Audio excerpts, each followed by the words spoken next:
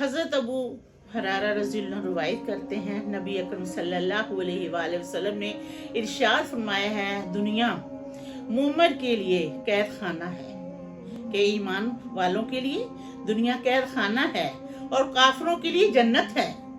हज़रत जाबिर बिन अब्दुल्लाह बयान करते हैं, एक मर्तबा नबी अकरम सल्लल्लाहु अलैहि वसल्लम भलाई इलाके से तशरीफ लाते हुए बाजार से गुजरे।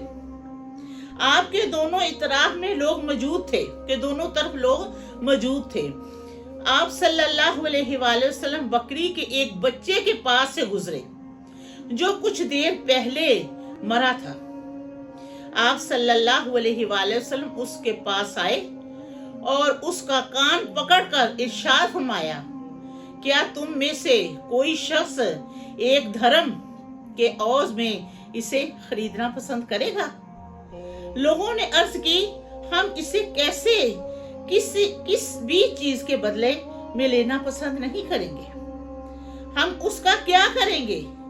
आप सल्लल्लाहु अलैहि वसल्लम ने फरमाया, क्या तुम्हारी ये ख्वाहिश है कि तुम्हें ये मिल जाए? लोगों ने अर्ज की, अल्लाह ताला की कसम, अगर ये जिंदा होता तो भी इसमें ऐब मौजूद था कि एक कान छोटा था इसका, अब तो ये मुर्दा है, इसका क्या करना है हमने?